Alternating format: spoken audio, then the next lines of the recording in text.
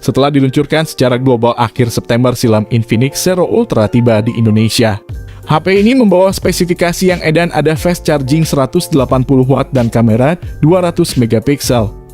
Dengan adanya fast charging 180 watt membuat baterai 4500 mAh yang tersemat di dalam Infinix Zero Ultra dapat terisi penuh hanya dalam waktu 12 menit saja. Kecepatan charging Zero Ultra dibantu dengan dua sel baterai sel 8C yang beroperasi pada 90 watt selama saat pengisian, serta 3 pompa paralel pengisian daya yang mendukung konversi bertenaga tertinggi pada perangkat Infinix hingga saat ini.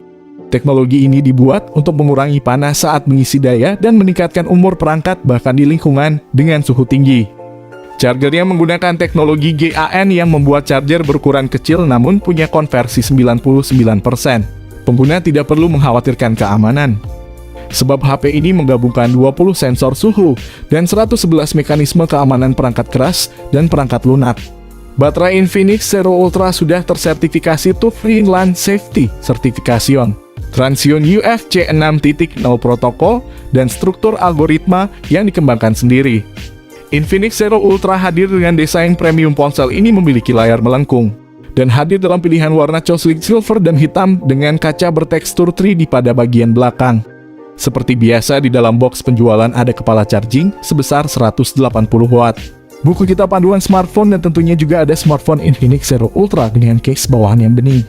Secara kasat mata, Infinix Zero Ultra ini menawarkan layar penuh 6,8 inci dengan resolusi Full HD+, dan teknologi waterfall display AMOLED yang mampu menampilkan konten dengan terang serta jernih. Apalagi layarnya yang memenuhi bagian depan membuat pengguna dapat dengan leluasa dalam menikmati video maupun area permainan game yang luas. Bahkan layarnya dilengkapi dengan refresh rate 120 Hz dan touch sampling rate 360 Hz yang mampu menampilkan animasi game maupun gerakan navigasi antar aplikasi dengan halus. Infinix sendiri menanamkan fitur adaptive refresh rate pada handphone ini, sehingga membuat layarnya dapat secara otomatis menyesuaikan kecepatan refresh rate sesuai dengan konten yang sedang dibuka. Corning Gorilla Glass pun telah dihadirkan pada handphone ini untuk meminimalisir terjadinya goresan pada layar. Smartphone ini mempunyai kecerahan 900 nit saja. Beralih ke bagian belakang, Infinix Zero Ultra menggunakan rangka berbahan plastik dengan bagian belakang menggunakan kaca berlapis Corning Gorilla Glass. Menuju pada bagian bawahnya terdapat slot kartu micro SIM, port USB Type-C, dan lubang speaker. Sementara pada bagian samping kanannya terdapat tombol power dan volume. Kinerja pada ponsel ini menjadi salah satu kekurangan pada review Infinix Zero Ultra. Kali ini menurut kami pribadi, smartphone ini ditenagai oleh SoC MediaTek Dimensity 920 fabrikasi 6 nanometer. Dengan memori RAM sebesar 8 GB, LPDDR5 serta diperkuat grafis mumpuni dari GPU Mali G6 8MC4. MediaTek selama ini dianggap sebagai SoC atau chipset underdog yang selalu berada di bayang-bayang Qualcomm Snapdragon. Namun sejak munculnya lini Dimensity, tampaknya MediaTek menjadi lawan yang sepadan bagi Qualcomm. Chipset HP ini juga dipakai di Realme 9 Pro Plus dan juga Vivo V23 5G yang ada di Indonesia. Sekedar informasi aja guys. Jenis RAM ponsel ini menggunakan tipe RAM LPDDR5X terbaru, sedangkan jenis internal 256 GB menggunakan UFS 3.1 terbaru. Secara teori, komposisi hardware tersebut mampu menjalankan game atau aplikasi berat dengan lancar. Hasilnya, Infinix Zero Ultra dapat menjalankan aplikasi secara multitasking dengan lancar tanpa lemot. Selain chipset yang cepat, hal ini juga dipengaruhi oleh kapasitas RAM yang besar sehingga mampu menangani banyak tugas sekaligus. Bagaimana performa smartphone Infinix Zero Ultra untuk memainkan game? Ternyata smartphone ini sangat kompeten di kelasnya. Ketika menjajal game yang lebih berat seperti Genshin Impact, Infinix Zero Ultra mampu memainkannya dengan setting grafis high dengan lancar dan frame rate yang stabil. Infinix Zero Ultra ini mampu berhasil mendapatkan skor tinggi 488.599 poin pada pengujian AnTuTu Benchmark versi 9. Infinix Zero Ultra ini memiliki performa yang dapat menjalankan game maupun aplikasi berat dengan lancar.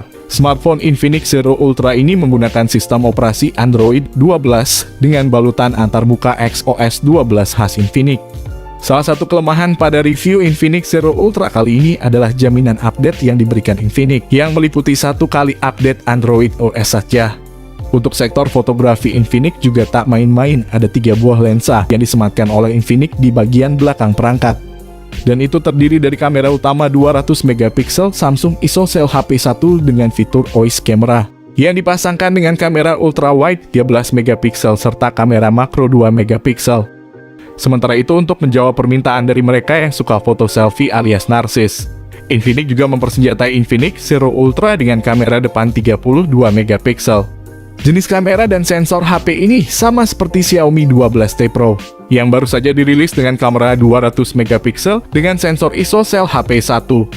Spesifikasi kamera utama Infinix Zero Ultra ini memang sudah secanggih Infinix Zero lainnya. Berikut ini adalah hasil jepretan foto dari Infinix Zero Ultra.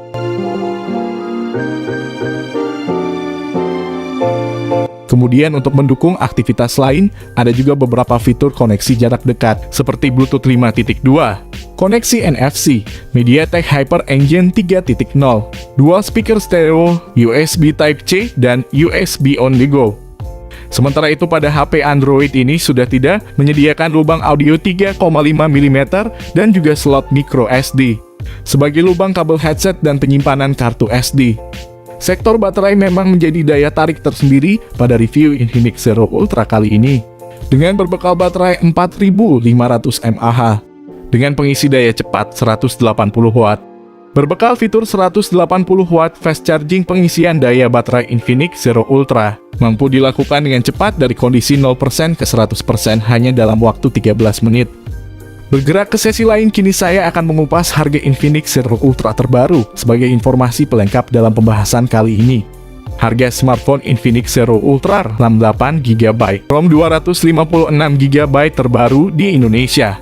Berdasarkan informasi yang dihimpun adalah Rp6.599.000. Untuk harga promonya adalah Rp6.449.000.